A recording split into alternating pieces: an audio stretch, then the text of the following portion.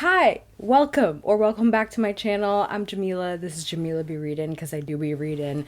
And it has been almost 2 months since I actually sat down and filmed something. So I'm feeling a little amateurish right now.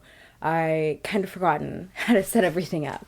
But anyways, hello. I'm back. I'm here to talk about the books that I read in April because even though I was really busy, I somehow still managed to read quite a few books, at least for me anyways. So let's just hop into it. Okay, at the start of the month, I read The House in the Cerulean Sea by TJ Klune. I read this for my little mini book club. You know what? We call it, my group of friends and I, there's 4 of us, we call ourselves the alpacas. It's an inside joke. Let's just, from here on out, I'm referring to my friend book club as the Alpacas book club, and the Pros Before Bros is the larger Portland Woman of Color book club that I'm in. But anyways, my Alpacas book club, we chose to read The House in the Cerulean Sea at the beginning of the month. And this book follows our main character, Linus, who works for the Department of Magical Children Enforcement. He's basically like a social worker for magical children. This world is kind of like our world, but there are magical beings. It never really gets explained, but that's fine. It's kind of part of the charm of the story. He ends up getting assigned to go to this this orphanage in this house in the Cerulean Sea. I don't know what I'm saying. It's been a little bit since I read this one, but this is where the most dangerous magical children live. He's going to check in, make sure everything is up to par, and he gets swept away in the adventure and charm of these children and of the headmaster, caretaker guy, Arthur. There's a blooming romance. It's really cute. It was a very sweet book. I'd give this one 4 stars, kind of like a shaky 4 stars. I really, really enjoyed this book, and I thought it was so sweet, and I absolutely adored the children. I think I just wanted a little bit more in terms of the development between Arthur and Linus's relationship. I was fine for the most part that things weren't explained because that wasn't the point of the story. But there was a part later on in the book where one of the characters has powers, and that doesn't really get explained, especially since it was kind of being hinted towards this big thing. I don't know. The world building wasn't the best, but it's still a very charming and endearing book, which is why I give it 4 stars. I think if you're into kind of whimsical, magical stories, you'll definitely love this one, so go check it out. Okay, next up, I read Crave by Tracy Wolff. Now, I actually started this at the beginning of March. It took me a month and a half to read. I was listening to the audiobook. I listened to the first 60% really quickly, and then it's dragged, and it took me another month just to finish the last 40% of the book. This is basically a Twilight ripoff, as you can tell by the cover. It follows our main character. To be quite honest, I don't remember what her name is, but she is recently orphaned. She gets sent to go live with her uncle and cousin. Her uncle is the headmaster of a boarding school in Alaska. She's from Cali, so this is a whole adjustment for her. And it turns out this boarding school is not quite as it seems. As you can imagine, it's a boarding school for magical people, although you don't really know this. Even though you know it, the book doesn't tell you until 60% of the way through the book, which is, oh man, this book was bad. Let me just get that out of the way. It was not good. There was a solid portion of time, the first 20% of the book, where I thought, you know what, this might actually be a little bit better than Twilight. This might be a nice update to the problematic shit that is Twilight. And then I was no, Twilight is actually better written than this book, which is, God, really saying something. It went on forever. It was so incredibly long. I don't know how many pages it was, but the audiobook was 19 hours. And I listened to it on double the speed, and it still took me a month and a half to read. It dragged. The main character was so boring. She didn't have a personality. It was insta love with. I remember the love interest's name, Jackson, because it's Jackson with an X, and I was like, of course it is. Of course his name is Jackson with an X.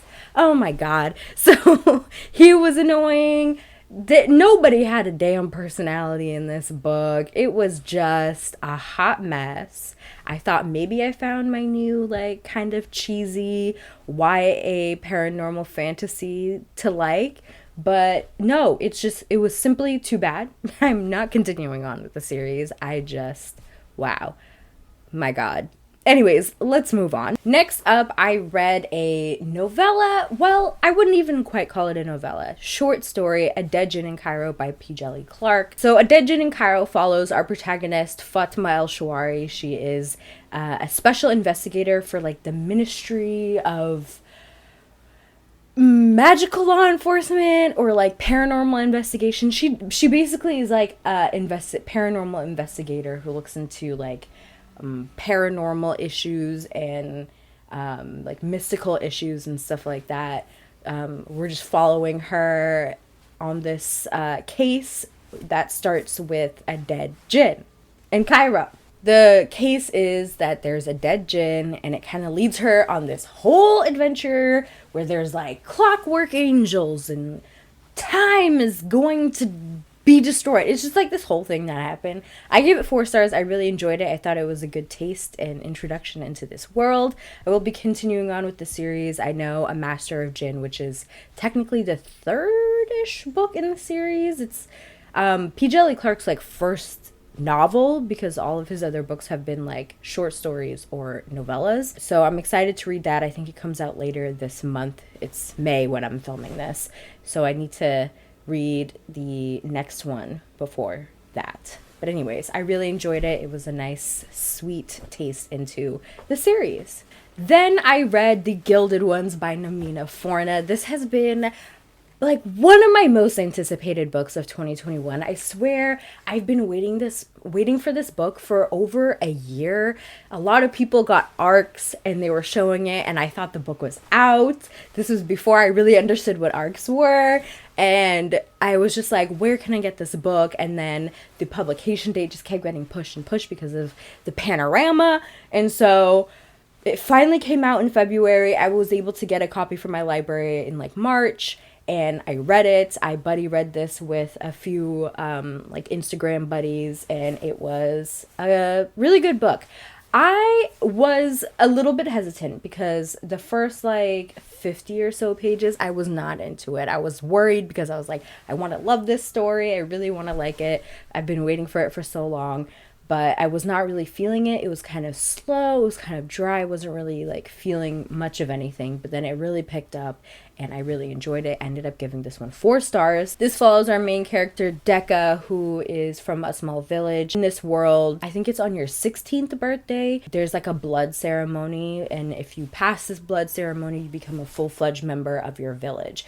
And the ceremony is basically to see if your blood is pure or not. If it runs gold, that means it's impure, and you have like magical abilities, but you're like related to these beings that like wreaked havoc and all of this stuff. So it's Decca's turn to do the ceremony. Her blood obviously runs gold, and she suffers. I won't say what happens, but she suffers a lot until she gets saved by this mysterious woman who comes and offers her the chance to join a special army filled with girls who are golden-blooded, the Gilded Ones as they're called.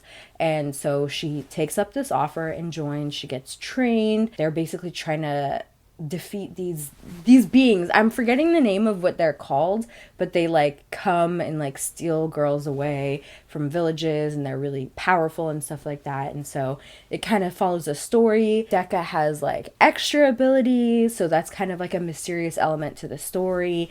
And it's basically the heart of the story is discovering your worth, because like this world is so like anti-women, you know, only girls and women are subjected to this like purity test.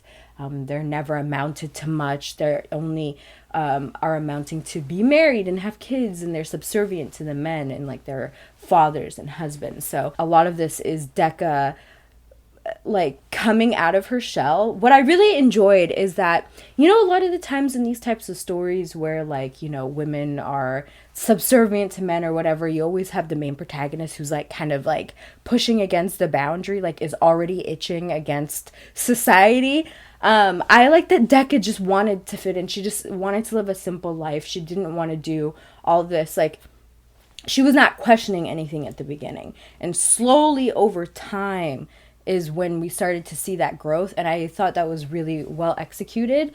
I liked that, you know, she wasn't already just like, I'm fighting the man. Like, she very much just wanted to fit in. Like, even throughout most of the book, she was questioning, like, what am I doing here? Like, I just want to be pure and live my life and all that stuff. So I really enjoyed that. She really blooms. She finds her worth, and there's a lot of like sisterhood bonding. There is like a little sub love story, which was cute. It wasn't like the main point, but it was cute. But a lot of it was like that sisterhood bond, and I really liked it. 4 stars. Part of it was a little shaky. I think the ending was a bit rushed, but I am definitely excited to see where the next book takes us in this world. Next up, I read this new romance book called Sweethand by Angie Peltier, I believe is how that's pronounced. This is a romantic comedy set in Trinidad. So a nice non-US romance story. I think this was like probably the first one that I read, which is sad, but it was great. I really enjoyed it. I randomly saw it on Kindle and it was like $2.99. So of course I bought it, and it was such a sweet story. Sweethand, you know what I'm saying? So this follows our protagonist, Charisse and Kieran. Charisse owns this bakery called Sweethand. Well, not a bakery. She like does her own like baking. She hasn't opened a she bakes from her kitchen, but she does like catering, like baking catering, and she's like pretty well known and all of this stuff. She's sworn off dating men in the music industry because she's been like scorned and got messed up by this one dude who's like a rising star. And Kieran is a music producer, but he's like really quiet and stays to himself.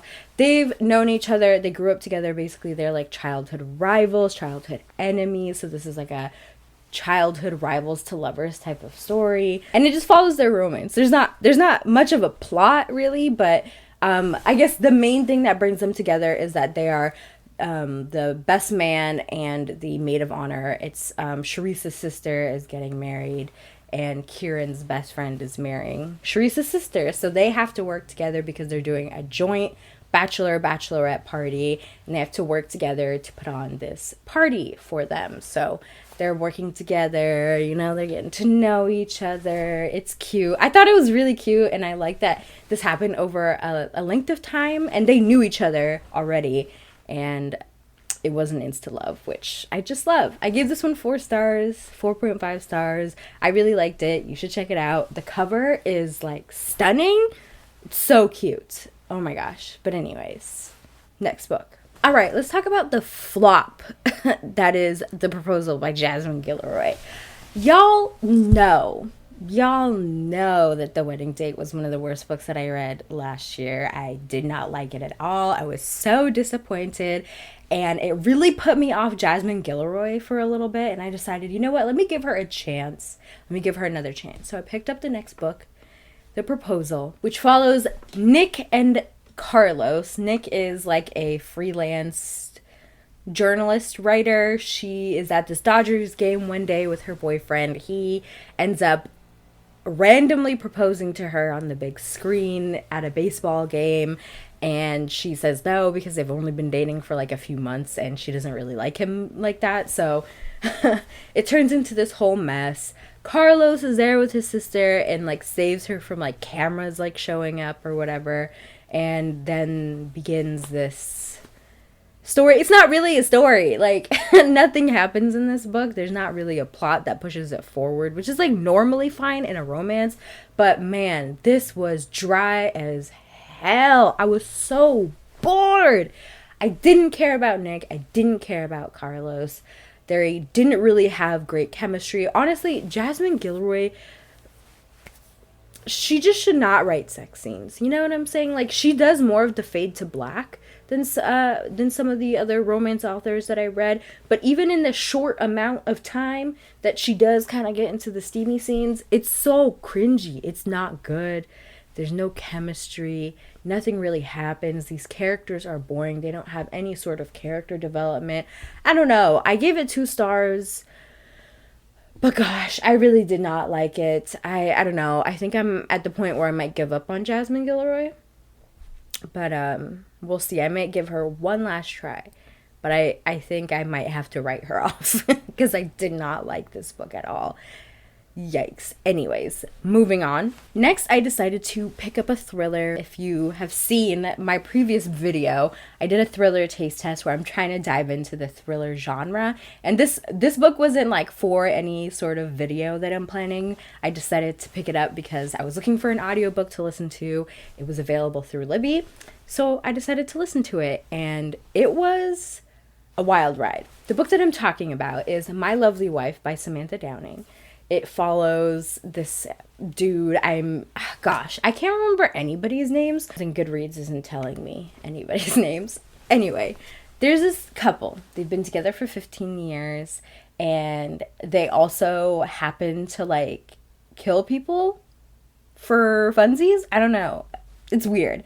Mainly the wife is into it. And he kind of just, like, helps like catch the women. I don't know, that sounds really creepy. It is really creepy.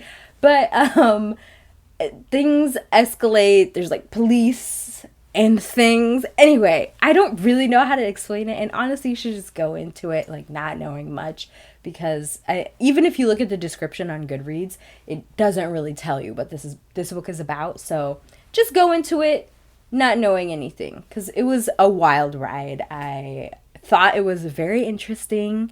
I kind of started to see the twist coming, but that wasn't a bad thing for me. Anyway, it was wild. It was wild. I really enjoyed it. Let me say that. I gave it 4 stars, maybe even 4.5 stars. I was sitting there.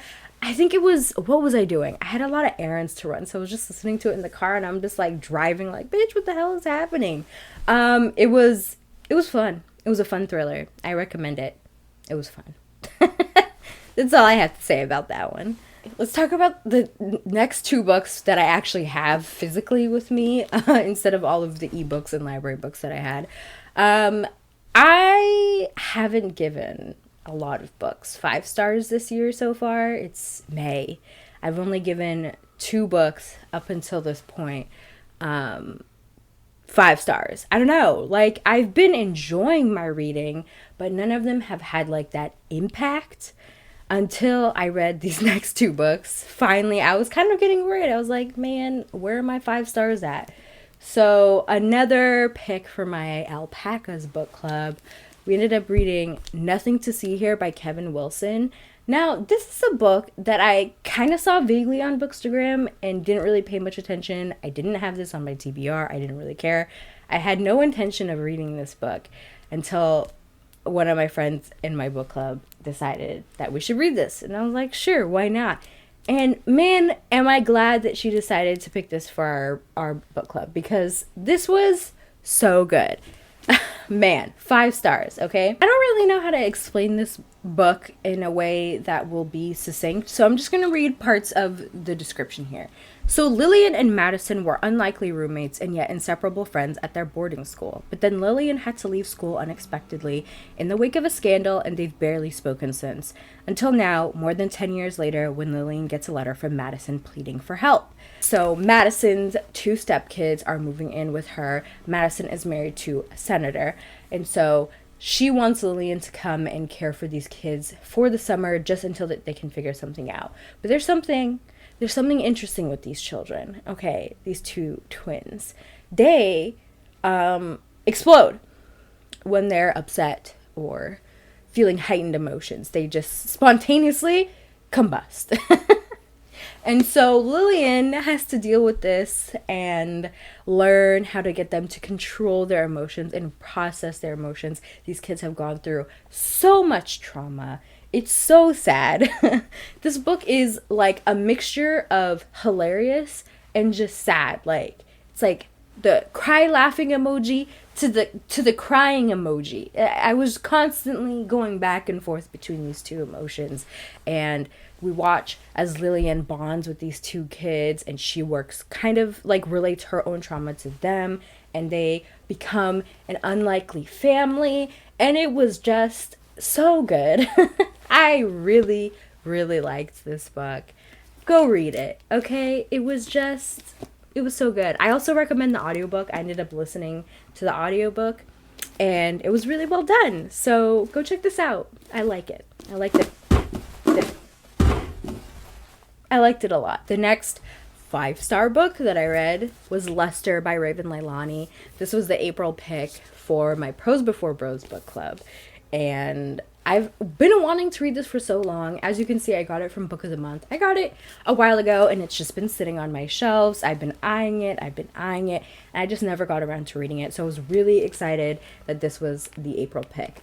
And boy, this book was also really wild. This follows Eddie or Edie. I'm not quite sure how her name is pronounced, but she is in her early 20s. She's working, I think, at a publishing firm, and she begins to engage in a relationship with a older man who also is married, and he's in an open marriage, at least in this point of time.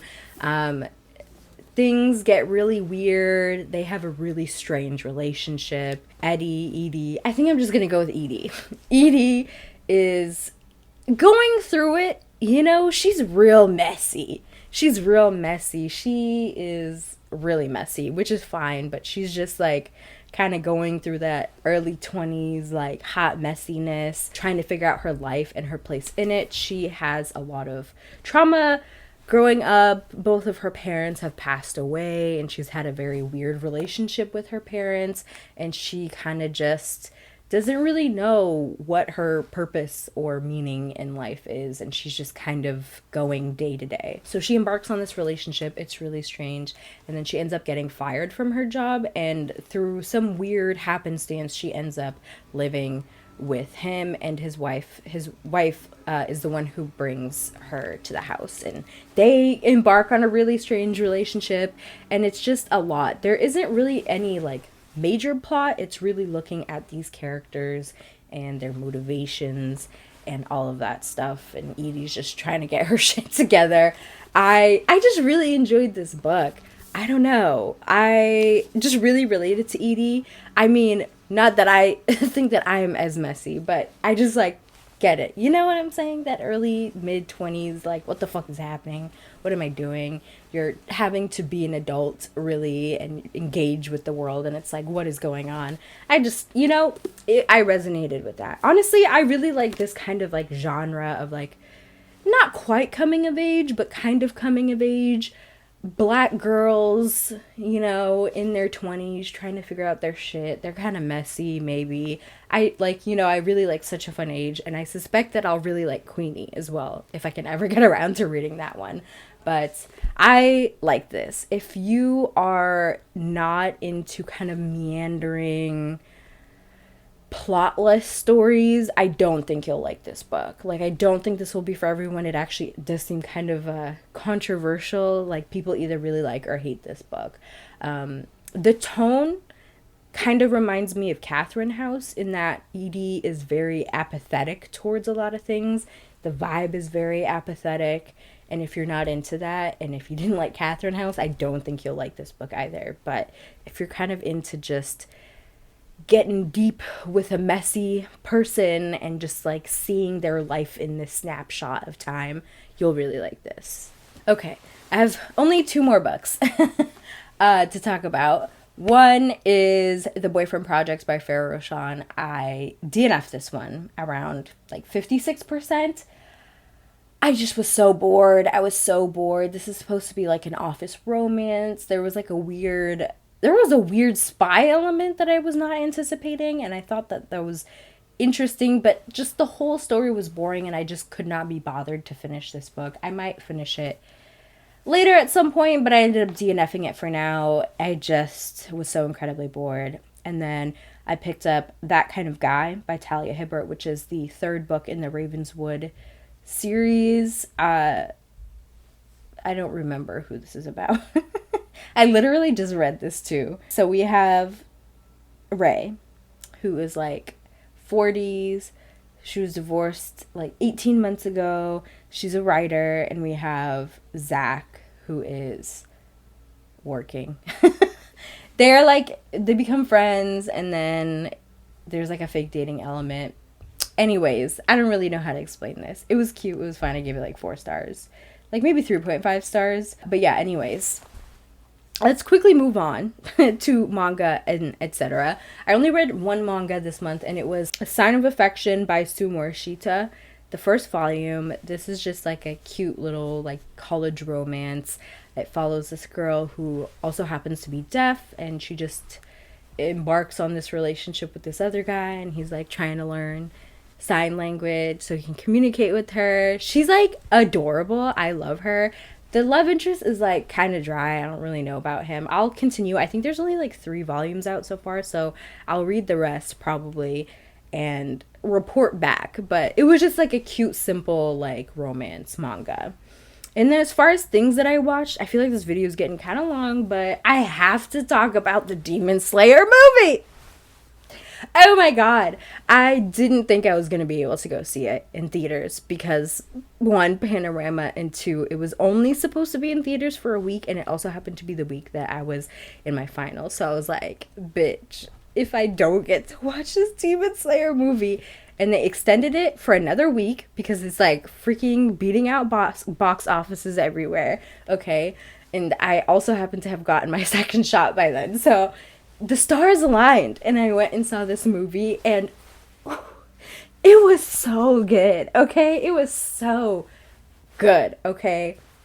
My god. Y'all know, maybe you don't. I love Demon Slayer. Okay. I like Demon Slayer. It's really good. I read the manga. I was really excited for this movie because it was adapting the Mugen Train arc, and that was like one of my favorite arcs from the manga.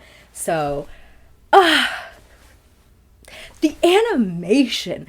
I don't think I've ever seen any sort of animated or anime film or anything that was as crisp as this movie. Like, it was so stunning, and all the fight scenes. Oh my god, it was like beautiful. Like, it was so good. The animation was amazing. The story was amazing. The emotion was amazing. I was crying, of course. Rengoku's the best. Okay. Anyways, moving on. I loved it. As far as other things that I watched this month, I haven't really watched much. Obviously, like I said, I've been busy. But, you know, a few things to name off. I watched season 6 of The Great British Bake Off. Loved it. I'm currently in the middle of season 2 of New Girl. Took a little break from that, but I'm back on the grind.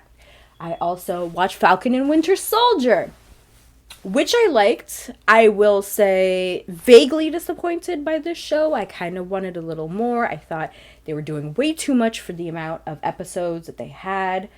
But overall, I thought it was a decent origin story, or kind of origin for Sam, aka Falcon. I really loved Anthony Mackie and Sebastian Stan's dynamic. Like, they were my favorite part. I think my favorite part of the show was definitely the characters, because everything was well acted, and I thought everyone had great chemistry with each other. But the plot, they were doing too much, and I think they kind of failed, especially when it came to the Flag Smasher storyline. I was really disappointed by how that ended up. And yeah. Anyways, I don't really have anything else to say. Except Demon Slayer. Anyways, I'll catch y'all in the next video.